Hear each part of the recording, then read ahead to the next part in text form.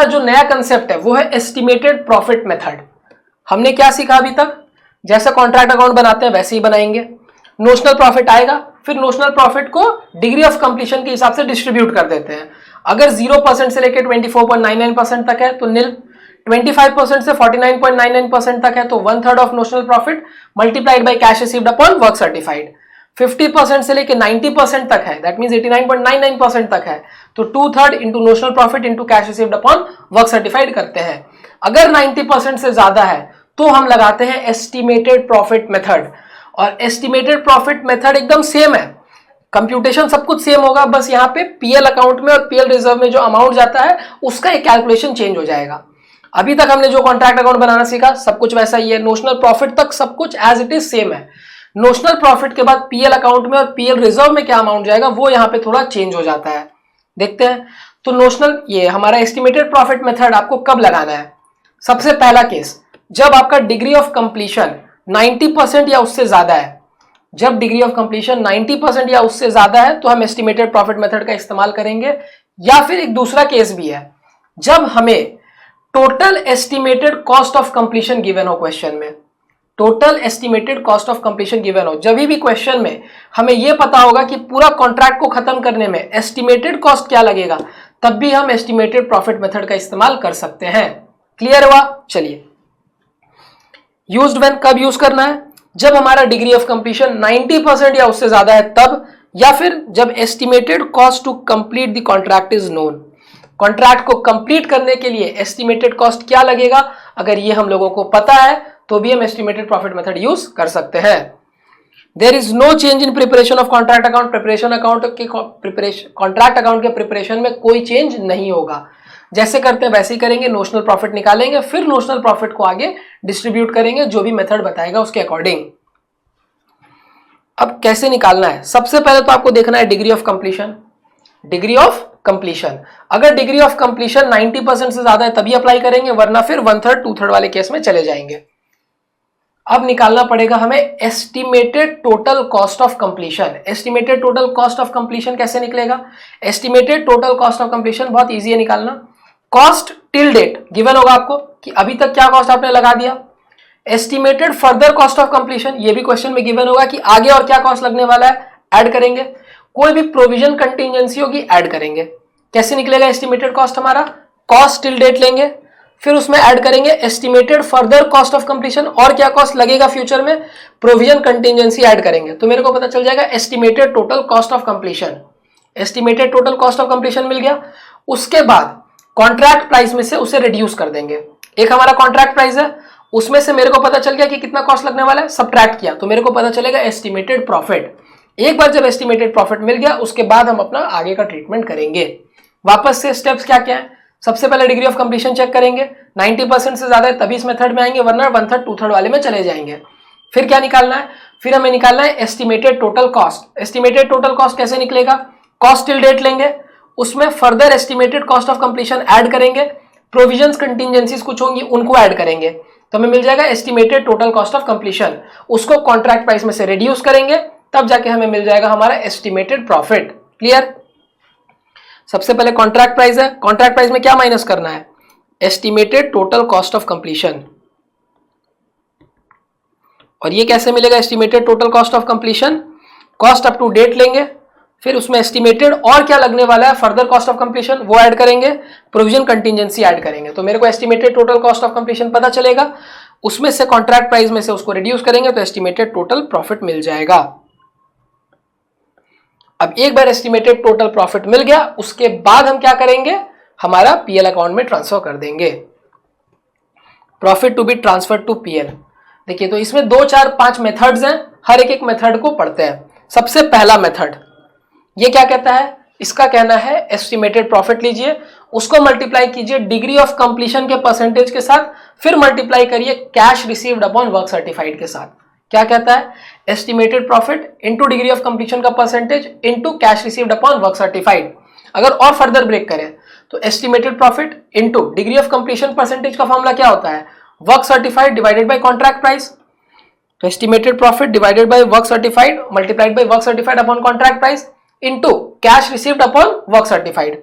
Cash received upon work certified, तो ये work certified cut गया, क्या बचा, estimated profit into cash received upon contract price. लेकिन ये फॉर्मूला आप तभी लगा सकते हो जब आपको कैश रिसीव्ड पता है, क्योंकि फॉर्मूले में क्या आ रहा है, estimated profit into cash received upon contract price. तो अगर आपको कैश रिसीव्ड पता है तब ये काम हो सकता है, इन केस नहीं पता है तब तो फिर मुश्किल है। तो ये मेथड आपको कब यूज करना है, जब आपको कैश रिसीव्ड पता है। और अगर क्वेश्चन में कोई भी मेथड नहीं बताया जाएगा तो हम इसी मेथड को फॉलो करेंगे, ये प्रेफरेबल मेथड है। Use this in question if nothing is mentioned, अगर कुछ मेंशन नहीं है कौन सा मेथड लगाना है तो आप इसी मेथड को यूज करोगे। लेकिन ये मेथड कब यूज हो सकता है, जब कैश रिसीव्ड पता हो। अगर कैश रिसीव्ड पता नहीं है तो नहीं कर सकते। मेथड 2, सेकंड मेथड क्या है, इसमें कैश रिसीव्ड का काम नहीं है, estimated profit into degree of completion का percentage, that is estimated profit into work certified divided by contract price. Clear.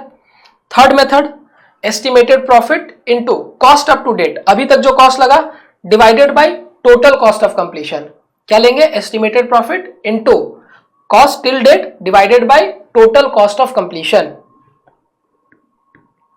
और मेथड 4 भी इसी के जैसा मिलता जुलता है, बस इसी का एक एक्सटेंशन है। उसमें हम क्या करेंगे, cash received upon work certified के साथ भी मल्टीप्लाई कर देंगे। तो estimated profit into cost till date divided by total estimated cost into cash received upon work certified. 4 method हो गए। क्लियर। एक और मेथड है जो भी आप कभी यूज कर सकते हो अगर आपको कुछ नहीं समझ में आए तो, क्या है, नोशनल प्रॉफिट जो निकला into cash received upon work certified, into cash received upon work certified. लेकिन कब, जब डिग्री ऑफ कंप्लीशन आपका 90% से ज्यादा और एस्टिमेटेड कॉस्ट भी नहीं पता है। जब आपको एस्टिमेटेड कॉस्ट ही नहीं पता है, हर फॉर्मूले में क्या था, एस्टिमेटेड प्रॉफिट लेना था, फिर उसको आगे degree of completion percentage cash received work certified के साथ मल्टीप्लाई करना था। तो एस्टिमेटेड प्रॉफिट कब मिल पा रहा है, जब एस्टिमेटेड कॉस्ट पता है तभी एस्टिमेटेड प्रॉफिट मिलेगा। तो इन केस अगर आपको एस्टिमेटेड कॉस्ट गिवन नहीं है तो आप क्या करोगे, तो आप नोशनल प्रॉफिट को लोगे, मल्टीप्लाई कर दोगे cash received upon work certified के साथ। क्यों, क्योंकि हमें हमारा जो एस्टिमेटेड टोटल कॉस्ट है वो पता ही नहीं है। तो अगर डिग्री ऑफ कंप्लीशन 90% से ज्यादा है तो यही मेथड लगाना है। लेकिन ये मेथड लगाने के लिए तो एस्टिमेटेड प्रॉफिट चाहिए, एस्टिमेटेड प्रॉफिट के लिए एस्टिमेटेड कॉस्ट चाहिए। अब एस्टिमेटेड कॉस्ट नहीं है तो क्या करें, फॉर्मूला क्या है, notional price into cash received upon work certified. और बेस्ट प्रॉफिट क्या होगा, हर मेथड में से निकालेंगे, जिस भी मेथड में सबसे कम प्रॉफिट आएगा हम वो वाला प्रॉफिट ले लेंगे। आपने अकाउंट्स में एक कंसेप्ट पढ़ा होगा क्लास 11 में, प्रूडेंस प्रिंसिपल। प्रूडेंस प्रिंसिपल क्या कहता है कि कोई भी एंटिसिपेटेड गेन्स अगर होगा तो उसको हम रिकॉर्ड नहीं करेंगे, लेकिन एंटिसिपेटेड लॉसेस को रिकॉर्ड करना है। तो एंटिसिपेटेड गेन्स को रिकॉर्ड नहीं करना है। क्यों, क्योंकि अगर हम गेन्स को रिकॉर्ड कर लेते हैं तो हो सकता है कि फ्यूचर में उतना गेन्स नहीं हो पाए तो वो गलत साबित हो सकता है। लेकिन एंटिसिपेटेड लॉस, फ्यूचर मेरे को नुकसान होने वाला है तो उसके लिए हम अभी से तैयारी करना शुरू कर देंगे। इसीलिए गेन्स को बाद में रिकॉर्ड करिए, लॉसेस को अभी कर लीजिए। तो कंजर्वेटिज्म का जो कंसेप्ट है, प्रूडेंस का जो कंसेप्ट है, उसके हिसाब से हम क्या करेंगे, सबसे कम प्रॉफिट को ही अपने अकाउंट्स में लेकर जाएंगे, जो सबसे हाई प्रॉफिट होगा उसको इग्नोर करेंगे। क्लियर। आइए क्वेश्चन नंबर 10 देखते हैं। The following particulars are obtained from the books of Vinay construction limited as on March 2017। Plants and vehicles, plants and equipment at cost 4,90,000, vehicles at cost 2 lakh. आपको plant given है, उसकी cost given है, vehicles given है, उसकी cost given है। Details of contract which remain uncompleted as on 31 March 2017। Contract जो कि incomplete है उनके डिटेल्स भी गिवन है। 3 कॉन्ट्रैक्ट है अपने पास, एक है V29, एक है V24 और एक है V25। Estimated final sales value, final sales value का मतलब कॉन्ट्रैक्ट प्राइस। कॉन्ट्रैक्ट प्राइस क्या है, 8 लाख, 5,60,000, 16 लाख। एस्टिमेटेड कॉस्ट 6,40,000, 7 लाख और 12 लाख। एस्टिमेटेड कॉस्ट क्या लगने वाला है, 5,60,000, 7 लाख और 12 लाख। एस्टिमेटेड टोटल कॉस्ट भी आपको गिवन है। वेजेस में कितना लगा ये गिवन है, मटेरियल में कितना लगा ये गिवन है, ओवरहेड्स गिवन है। दैट मींस ये सब करंट कॉस्ट है, या फिर आप बोल सकते हो कि ये कॉस्ट टिल डेट है, कि अभी तक क्या कॉस्ट लगा वो गिवन है आपको। Value certified by architects, architects ने जो वैल्यू सर्टिफाई की, मतलब वर्क सर्टिफाई जो किया वो गिवन है 720, 420, 240। Progress payments received, progress payment received का मतलब जितना काम किया उतना पेमेंट आया, that is cash received. Cash received भी गिवन है 5 लाख, 3,20,000, 2 लाख। कोई प्रॉब्लम नहीं है। अब इस क्वेश्चन में मेरे को एक बात बताइए, क्या डेप्रिसिएशन के लिए कुछ गिवन है? हाँ, depreciation of plant and equipment and vehicle should be charged at 20% to the 3 contracts in proportion to work certified. Depreciation कैसे चार्ज करना है? 20% होगा और कॉन्ट्रैक्ट में कैसे बटेगा? वर्क सर्टिफाइड के रेशियो में बटेगा। तो सबसे पहले डेप्रिसिएशन 20% निकाल लीजिए। 4,90,000 और 2 लाख, 4,90,000 का 20% यह आएगा 98,000 और दूसरा है हमारा 2 लाख, 2 लाख का 20% दैट इज 40,000। दोनों का डेप्रिसिएशन का अमाउंट मिल गया। अब डेप्रिसिएशन को किस रेशियो में हमें बांटना है? वर्क सर्टिफाइड के रेशियो में। वर्क सर्टिफाइड क्या है? 7.2, 4.2 और 2.4। दैट मीन्स हमें डिस्ट्रीब्यूट करना है 7.2 इस टू 4.2 इस टू 2.4। ये रेशियो में बांटना है। क्लियर है? बांट लेंगे, कोई परेशानी नहीं है। You are required to prepare statement showing contract wise and total, contract wise और total profit loss to be taken to the PL account। क्या प्रॉफिट या लॉस PL अकाउंट में जाएगा? तो पहले सारे खर्चे लिखेंगे, इधर वर्क सर्टिफाइड लिखेंगे, नोशनल प्रॉफिट निकाल लेते हैं। To material 1 lakh, 1.1, 0.44। आप एस्टिमेटेड टोटल कॉस्ट डायरेक्टली मत लिख दीजिएगा। मैंने बताया था कि नोशनल प्रॉफिट तक निकालने का जो प्रोसेस है वो पूरा सेम रहेगा। सारे पहले एक्सपेंडिचर्स लिखेंगे, इधर वर्क सर्टिफाइड लिखेंगे, वर्क अनसर्टिफाइड लिखेंगे, जो बैलेंसिंग फिगर आएगा वो हमारा नोशनल प्रॉफिट या नोशनल लॉस होगा। फिर नोशनल प्रॉफिट के बाद हमारा एस्टिमेटेड प्रॉफिट कंसेप्ट काम आता है जब हमें पीएल में ट्रांसफर करना रहता है। तो नोशनल प्रॉफिट तक तो सब कुछ सेम है। मटेरियल लिखा, वेजेस लिखा, ओवरहेड लिखा। डेप्रिसिएशन ऑन प्लांट आ ही गया हमारा। डेप्रिसिएशन ऑन प्लांट कितना था? 98,000। 98,000 को 7.2, 4.2, 2.4 इस रेशियो में बांटेंगे तो 0.51, 0.29, 0.17 आएगा, आप निकाल लेंगे। डेप्रिसिएशन ऑन व्हीकल 2 लाख का 20%, 40,000 को रेशियो में बांट देंगे, बांट दिया। वर्क सर्टिफाइड लिख दिया, अनसर्टिफाइड कुछ भी नहीं था तो मान के चलेंगे कि कुछ भी वर्क अनसर्टिफाइड नहीं है, क्योंकि इस क्वेश्चन में ये गिवन नहीं है कि आपने कितना परसेंट काम किया और कितना परसेंट सर्टिफाई हुआ, मैंने बताया था। तो वर्क अनसर्टिफाइड कुछ नहीं है तो निल है। नोशनल प्रॉफिट मिल गया 1.64 और इन दोनों केस में नोशनल लॉस आ रहा है। तो जब नोशनल लॉस आता है तो पूरा का पूरा पीएल में लॉस चला जाता है और जब प्रॉफिट आएगा तब पीएल अकाउंट और पीएल रिजर्व में डालेंगे। तो पीएल रिजर्व में डालने का बाद और पीएल में डालने का बाद सिर्फ इस कॉन्ट्रैक्ट के लिए आएगा, क्योंकि बाकी दोनों में तो लॉस है। नोशनल लॉस इधर कैरी फॉरवर्ड कर दिया, नोशनल प्रॉफिट उधर डाल दिया। अब इस नोशनल प्रॉफिट को हम आगे बांटेंगे पीएल में और पीएल रिजर्व में। कितना अमाउंट पीएल में जाएगा, क्या फॉर्मूला हो सकता है? क्वेश्चन में एस्टिमेटेड कॉस्ट आपको गिवन है, कॉन्ट्रैक्ट प्राइस गिवन है, तो आपको एस्टिमेटेड प्रॉफिट मिल जाएगा। देखिए क्वेश्चन में आपको गिवन है एस्टिमेटेड कॉन्ट्रैक्ट प्राइस 8 लाख और एस्टिमेटेड टोटल कॉस्ट भी गिवन है 6.4। तो एस्टिमेटेड प्रॉफिट क्या आएगा? एस्टिमेटेड प्रॉफिट आएगा 1.6। एस्टिमेटेड प्रॉफिट आ गया 1.6। अब क्वेश्चन में हमें क्या गिवन है? डिग्री ऑफ कंप्लीशन गिवन है। डिग्री ऑफ कंप्लीशन गिवन नहीं है, लेकिन डिग्री ऑफ कंप्लीशन हम निकाल सकते हैं। Work certified by contract price, work certified है हमारा 7.2, कॉन्ट्रैक्ट प्राइस है हमारा 8 लाख। डिग्री ऑफ कंप्लीशन का परसेंटेज मिल जाएगा 7,20,000 डिवाइडेड बाय 80%। ये कितना आएगा हमारा? 7,20,000 डिवाइडेड बाय 8 लाख, 0.9 मतलब 90%। फॉर्मूला क्या था?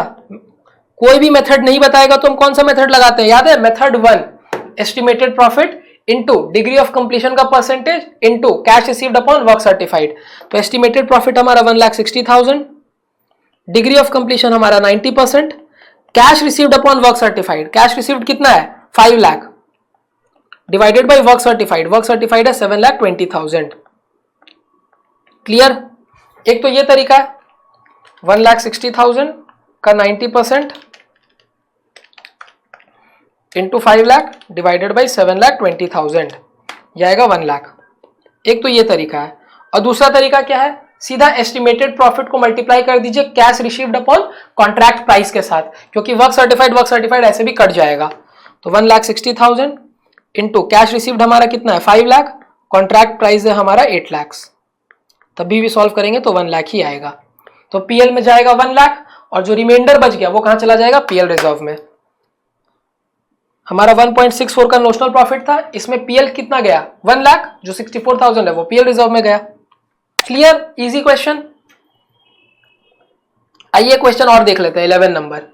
अ company of builders took to a multi storage structure for 40 lakhs estimating the cost to be 36,80,000, contract price given है, एस्टिमेटेड टोटल कॉस्ट भी गिवन है, तो एस्टिमेटेड प्रॉफिट मिल जाएगा। एस्टिमेटेड प्रॉफिट क्या आने वाला है हमारा estimated profit, 40 lakh minus 36.80 lakh, 40 minus 36.8 यह आएगा हमारा 3,20,000। At the end of the year, the company had received 14,40,000, being 90% of the work certified. Company ने कितना रिसीव किया है 14,40,000 और ये 90% है वर्क सर्टिफाइड का। 90% of work certified is equal to 14,40,000, तो वर्क सर्टिफाइड भी मिल जाएगा अब मेरे को। Work certified 14,40,000 divided by 90%, 16 lakh. Work certified आ गया आपका 16 लाख। क्लियर।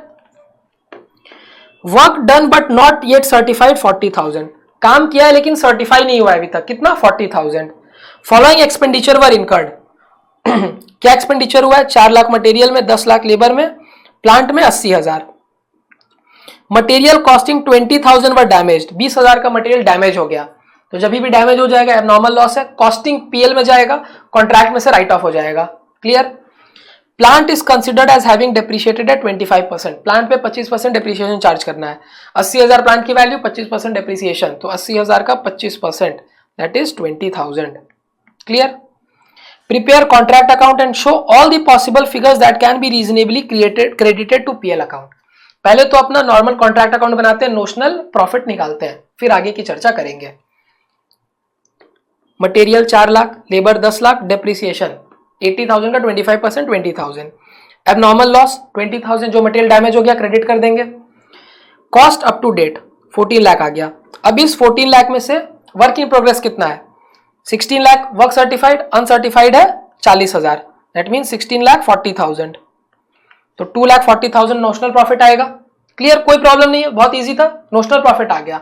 अब नोशनल प्रॉफिट के बाद प्रॉफिट निकालने के 5 मेथड्स थे कुल मिलाकर, 5 मेथड्स थे। 5 मेथड्स में जो लास्ट वाला मेथड था वो कब लगाना था, जब डिग्री ऑफ कंप्लीशन 90% से ज्यादा हो और एस्टिमेटेड कॉस्ट आपको गिवन ना हो। तो इस क्वेश्चन में तो एस्टिमेटेड कॉस्ट गिवन है, तो 5वां मेथड नहीं लग सकता है। याद है ना, एक मेथड था notional profit into cash received upon contract price वाला, तो वो हम कब लगाते थे, वो हम तब लगाते थे जब हमारा cost estimated further cost given नहीं था, मींस टोटल कॉस्ट नहीं मालूम होता था। तो यहां पे तो टोटल कॉस्ट मालूम है, तो मेथड 5 नहीं लग सकता है, बाकी चारों मेथड लग सकते हैं। मेथड 1 क्या था, estimated profit into degree of completion percentage into cash received upon work certified. तो सबसे पहला मेथड पे चलते हैं, मेथड 1।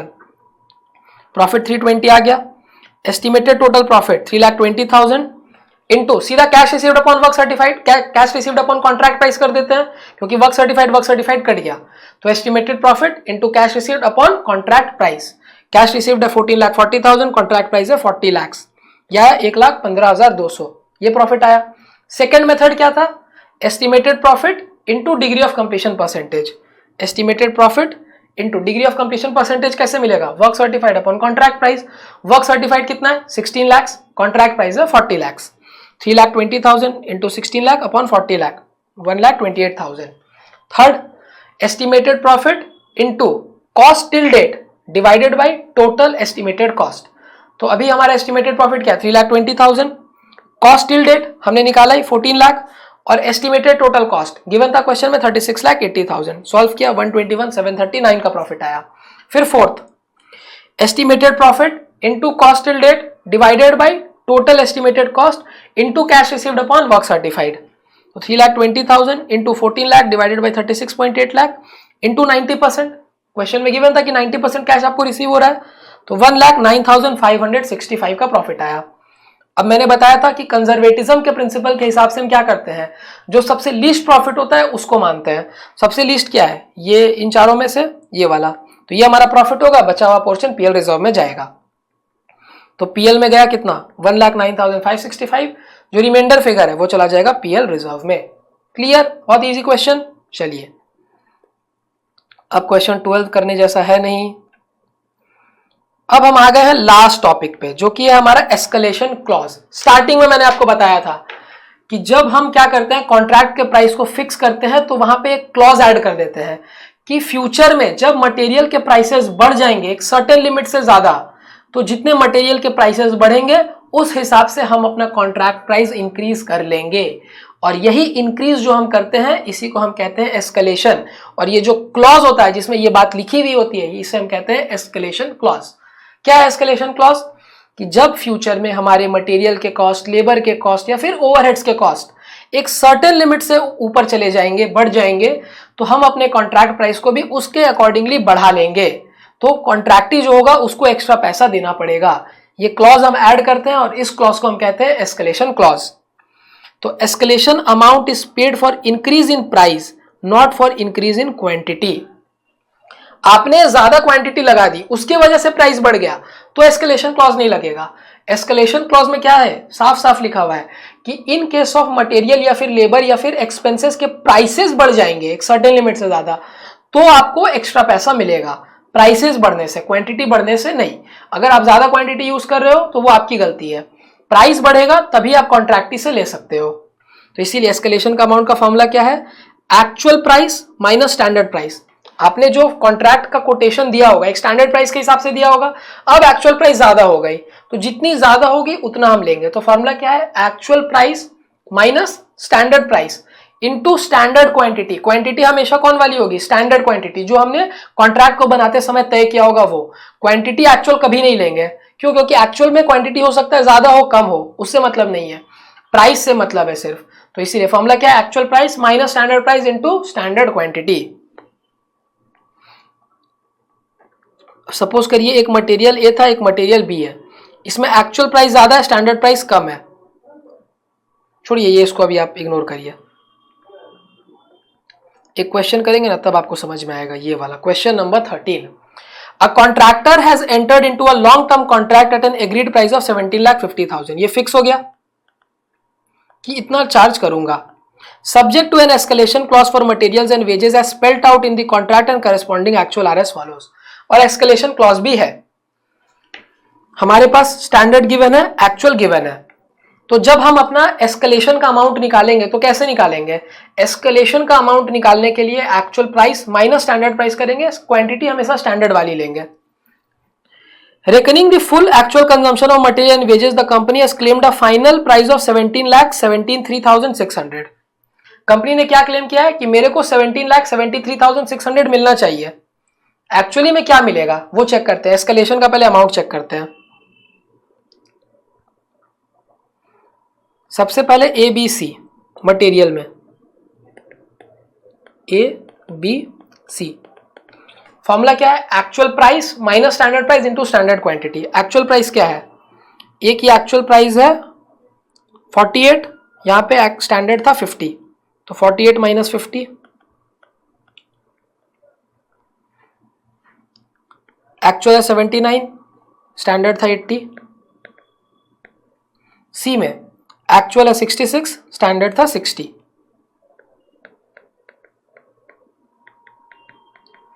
और स्टैंडर्ड क्वांटिटी क्या है, 5,000, 3,500, 2,500।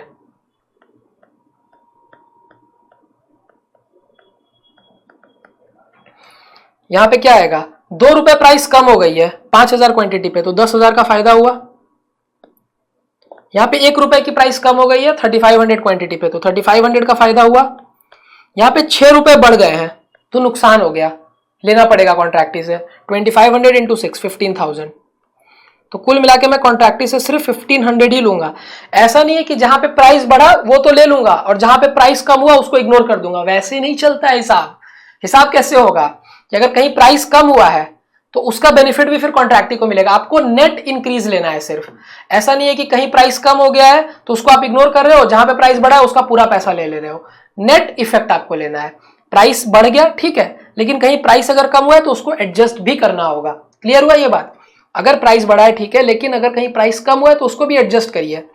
तो मटेरियल में आपको 1,500 रुपए का मिलना चाहिए एस्केलेशन, और लेबर में अब देखते हैं वैसे ही एक्स वाई जी। एक्चुअल रेट क्या है, 72, 75, 66, 72, 75, 66। स्टैंडर्ड रेट क्या है,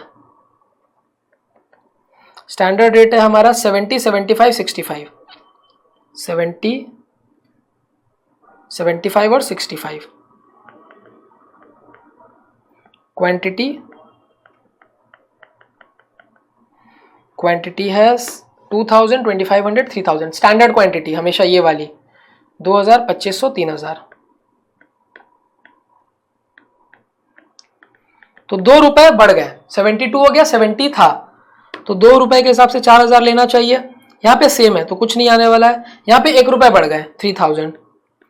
तो लेबर में 7000 और मटेरियल में 1500, तो कुल मिला के हम एस्केलेशन 8500 रुपीज का ले सकते हैं।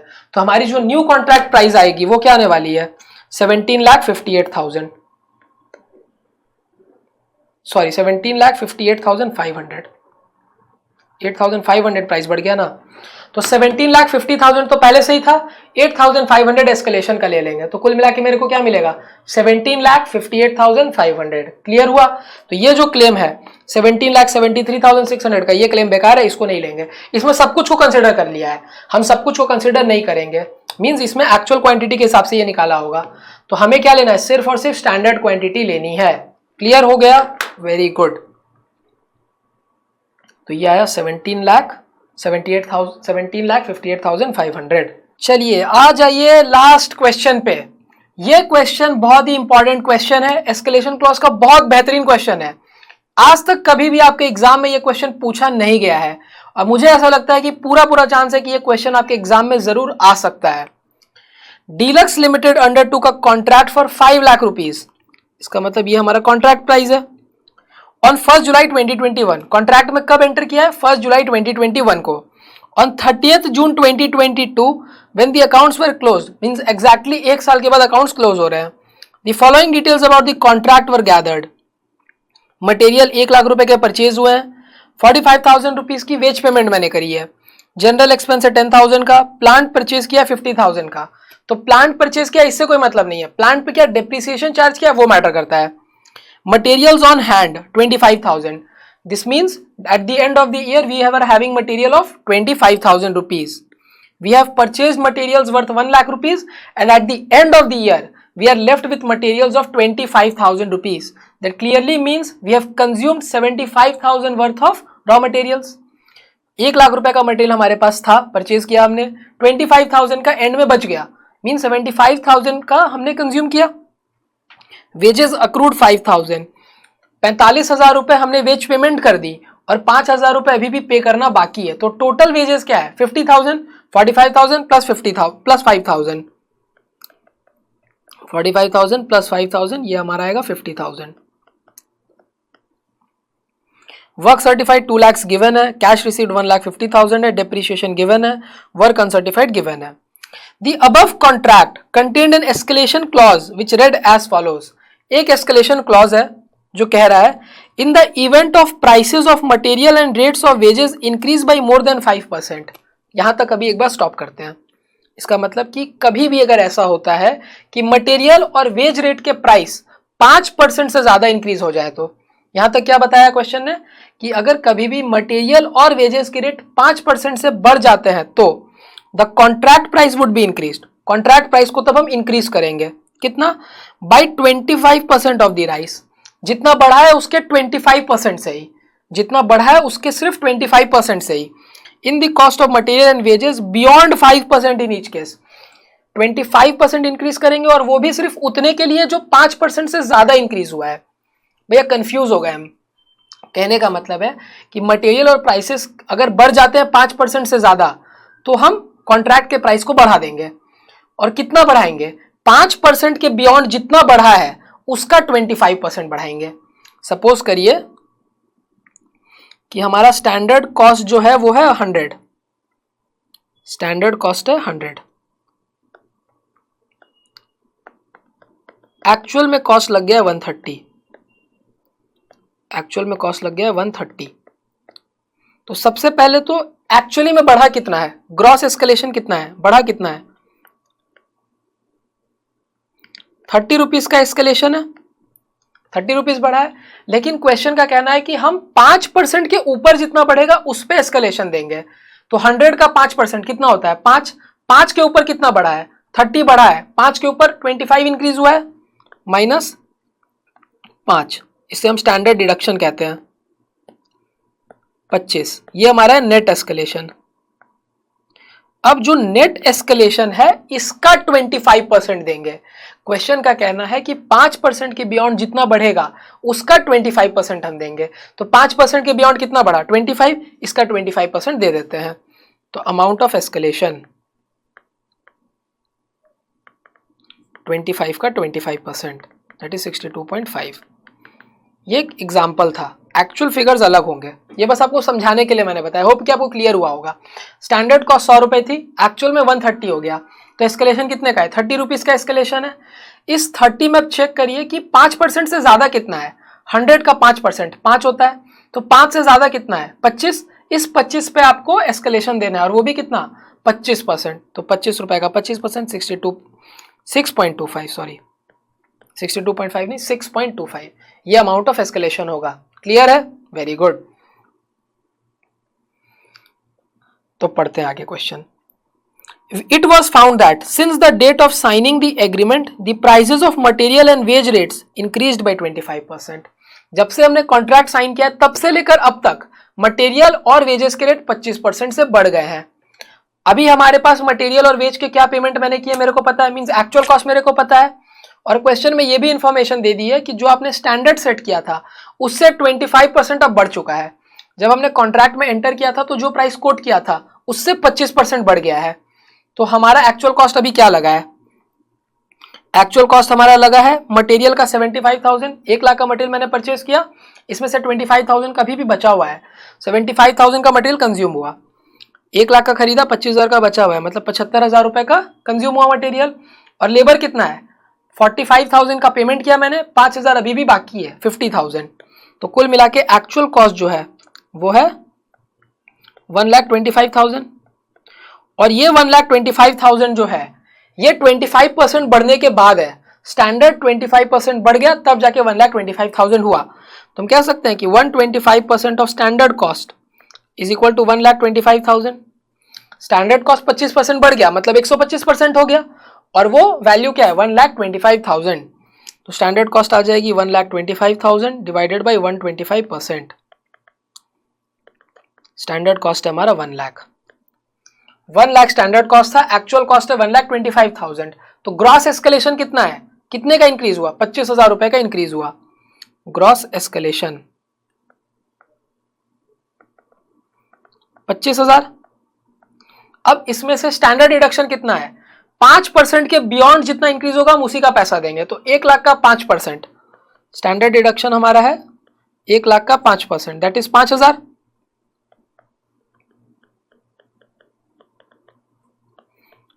20,000 आएगा हमारा नेट एस्केलेशन। नेट एस्केलेशन है 20,000।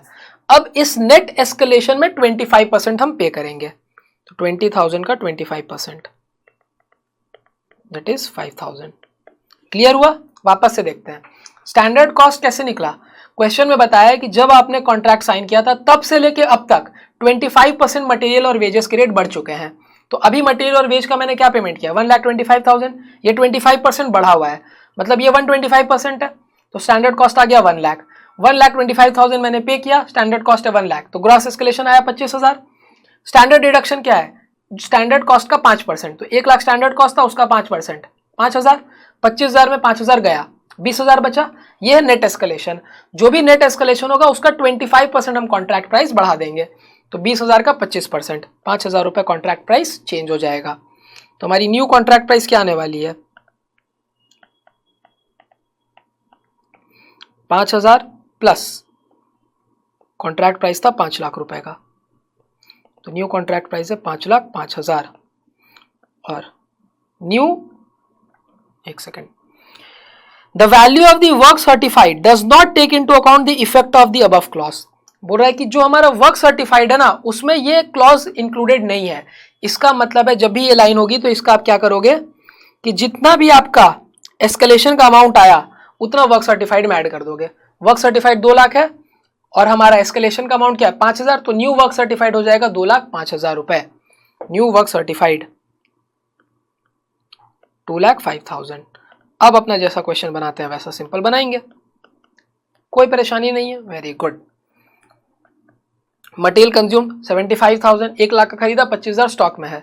Wages 50,000, general expense 10,000, depreciation 5,000। Work in progress, work certified 2,05,000 और वर्क अनसर्टिफाइड 15,000। तो नोशनल प्रॉफिट आ गया बैलेंसिंग फिगर 80,000। अब नोशनल प्रॉफिट में पीएल अकाउंट और पीएल रिजर्व में डालेंगे, तो उसके लिए डिग्री ऑफ कंप्लीशन चेक करना होगा। चेक करिए डिग्री ऑफ कंप्लीशन।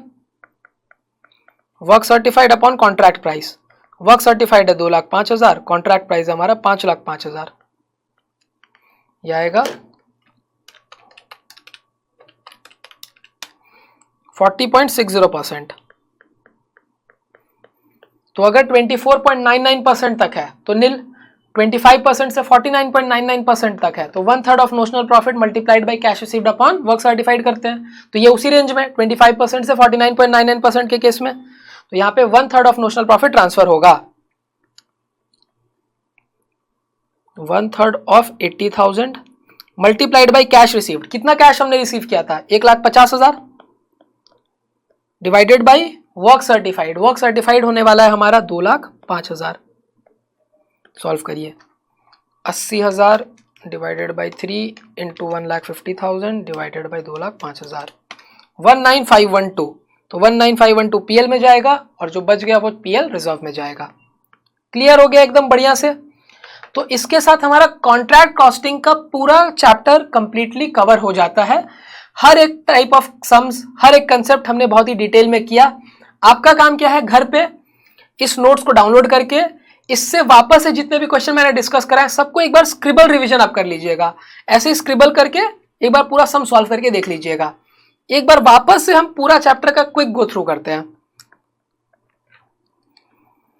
अगर वर्क 1 साल में कंप्लीट हो जाता है तब हम क्या करते हैं, तब तो कुछ नहीं करना है भैया, ना तो इसका क्वेश्चन आता है ना कभी आएगा। सारे एक्सपेंसेस को डेबिट करिए, कॉन्ट्रैक्टी को क्रेडिट करिए, जो डिफरेंस है वो पीएल अकाउंट में सीधा सीधा चला जाएगा। ये थोड़ा बहुत आसान है, तो ये आने वाला है नहीं। जब 1 साल में काम कंप्लीट नहीं होगा तब क्या करेंगे, तब हम नोशनल प्रॉफिट निकालते हैं। कैसे निकालेंगे, सारे एक्सपेंसेस को डेबिट करेंगे, वर्क इन प्रोग्रेस को क्रेडिट करेंगे, जो डिफरेंस आएगा वो नोशनल प्रॉफिट होगा। नोशनल प्रॉफिट में से कुछ हिस्सा पीएल में जाएगा, कुछ पीएल रिजर्व में जाएगा। कितना हिस्सा पीएल में जाएगा वो डिपेंड करेगा डिग्री ऑफ कंप्लीशन पे। डिग्री ऑफ कंप्लीशन कैसे मिलेगा, work certified divided by contract price से। अगर degree of completion up to 25% तक है तो 1 रुपया भी पीएल में नहीं जाएगा। 25% से 49.99% के बीच में है तो 1/3 of notional profit multiplied by cash received upon work certified जाएगा। अगर 50% से ज्यादा है 90% तक तो 2/3 of notional profit multiplied by cash received upon work certified जाएगा। अगर 90% से भी ज्यादा है डिग्री ऑफ कंप्लीशन तो एस्टिमेटेड प्रॉफिट मेथड लगाते हैं। एस्टिमेटेड प्रॉफिट मेथड में क्या करते हैं, उसके अलग अलग फॉर्मूलाज है। एस्टिमेटेड प्रॉफिट मेथड में सबसे पहले हम एस्टिमेटेड प्रॉफिट निकालते हैं। एस्टिमेटेड प्रॉफिट कैसे मिलेगा, कॉन्ट्रैक्ट प्राइस में से टोटल एस्टिमेटेड कॉस्ट माइनस करेंगे। टोटल एस्टिमेटेड कॉस्ट कैसे मिलेगा, कॉस्ट टिल डेट लेंगे, उसमें ऐड करेंगे further estimated cost of completion, और भी कोई प्रोविजंस कंटिजेंसीज होंगी उनको ऐड करेंगे। तो कॉस्ट, टोटल कॉस्ट मिला, कॉन्ट्रैक्ट प्राइस में से टोटल कॉस्ट माइनस करेंगे तो एस्टिमेटेड टोटल प्रॉफिट मिलेगा। अब एस्टिमेटेड टोटल प्रॉफिट का कुछ हिस्सा पीएल में जाएगा। उसके लिए पहला मेथड क्या है, estimated total profit multiplied by degree of completion multiplied by cash received upon work certified. तो ये फॉर्मूला प्रेफरेबल है, अगर क्वेश्चन साइलेंट है तो इसी को लगाना है, वरना जो क्वेश्चन बोलेगा वो फॉर्मूला यूज करेंगे। लेकिन ये क्वेश्चन में एक प्रॉब्लम है कि अगर कैश रिसीव्ड है तभी ये यूज कर सकते हैं, कैश रिसीव्ड नहीं है तब क्या करेंगे, तब estimated profit into degree of completion लेंगे बस। फिर मेथड 3 हमारा क्या है, estimated profit into cost till date divided by total estimated cost, ये है मेथड 3। मेथड 4 क्या है, estimated profit into cost till date divided by total estimated cost into cash received upon work certified. ये 4 method है। एक 5वां method भी है। 5वां मेथड कब लगाना है, जब हमारा डिग्री ऑफ कंप्लीशन 90% से ज्यादा होगा लेकिन वहां पे हमारे पास एस्टिमेटेड टोटल कॉस्ट नहीं गिवन होगा, तो हम नोशनल प्रॉफिट लेंगे, उसको मल्टीप्लाई कर देंगे cash received upon work certified के साथ में। क्लियर है, तो ये हो गया सारा बात। अब आता है एस्केलेशन क्लॉज का बात। एस्केलेशन क्लॉज का फॉर्मूला क्या है, actual price minus standard price into standard quantity. क्योंकि एस्केलेशन क्लॉज में हम सिर्फ प्राइस पे चर्चा करते हैं, क्वांटिटी पे कोई चर्चा नहीं करते हैं। अभी जो हमने लास्ट क्वेश्चन किया था उसमें एक दूसरा फॉर्मूला यूज हुआ था, हमने लॉजिक से समझा, बट उसका एक फॉर्मूला भी है, अगर आप फॉर्मूला चाहो तो आप देख सकते हो। Actual cost minus standard cost, वही क्या था, एक्चुअल कॉस्ट था 125, स्टैंडर्ड कॉस्ट था 1 लाख। फिर उसमें से स्टैंडर्ड डिडक्शन माइनस किया था 5,000 का, फिर एस्टिमेटेड जो एस्केलेशन का परसेंटेज था 25% के साथ मल्टीप्लाई किया था। तो ये फॉर्मूला लास्ट वाले क्वेश्चन के लिए है, बट फॉर्मूला जानना जरूरी नहीं है, लॉजिक समझना जरूरी है। क्लियर है? अब हमारा बैलेंस शीट का जो एक्सट्रैक्ट बनता है वो कैसे बनता है, उसमें सब कुछ हम लेते हैं, जैसे मटेरियल एट साइड जो बच गया, प्लांट एट साइड जो बच गया वो लेंगे। मेन है उसमें work in progress. Work in progress को कैसे वैल्यू करना है, वर्क सर्टिफाइड लेंगे, वर्क अनसर्टिफाइड लेंगे, दोनों को ऐड करेंगे। उसमें से जो भी पैसा कॉन्ट्रैक्टी से मिल चुका है माइनस कर देंगे, जो भी पैसा पीएल रिजर्व में है माइनस कर देंगे। क्लियर है? कॉन्ट्रैक्ट अकाउंट का फ्लो कैसे रहता है, सारे एक्सपेंसेस को डेबिट करते हैं, जो हमारे पास क्लोजिंग मटेरियल्स है, क्लोजिंग प्लांट है, उसको क्रेडिट करते हैं, जो फिगर आता है वो होता है cost of work. Cost of work को फिर डेबिट में लिखते हैं, वर्क इन प्रोग्रेस को क्रेडिट में लिखते हैं, जो डिफरेंस है वो नोशनल प्रॉफिट है। फिर नोशनल प्रॉफिट क्रेडिट में जाता है, पीएल अकाउंट और पीएल रिजर्व क्रिएट होता है डेबिट में। क्लियर है? तो ये पूरा हमने कॉन्ट्रैक्ट अकाउंट में पढ़ा। तो ये चैप्टर यहां पे हमारा कंप्लीट होता है। अगर आपको ये वीडियो पसंद आया हो तो प्लीज लाइक करिएगा, अपने दोस्तों के साथ जरूर शेयर करिएगा, और भी आपको कोई डाउट आता है इस चैप्टर के रिगार्ड्स में तो कमेंट बॉक्स में जरूर लिखिएगा। इस चैप्टर पे सीए इंस्टीट्यूट ने जितने भी क्वेश्चंस अभी तक बनाए हैं उन सब का एक वीडियो मैंने ऑलरेडी बनाकर यूट्यूब पे अपलोड कर रखा है, तो अगर आप वो वीडियो को देख लोगे तो इस वीडियो में आपका पूरा कंसेप्ट रिवाइज होगा, सम्स तो रिवाइज होंगे ही। साथ ही साथ अगर आपको लगता है कि आपको और एडिशनल प्रैक्टिस की जरूरत है तो आप उस वीडियो को भी देख सकते हो, वहां पे मैंने और एडिशनल प्रैक्टिस सम्स को कवर किया है। मुश्किल से मेरे को लगता है कि मैंने 10 सवाल तो बेयर मिनिमम कवर किए ही होंगे, तो एक बार आप उसको भी कर लोगे तो आपका इस चैप्टर पे पूरा 360 कवरेज होने वाला है।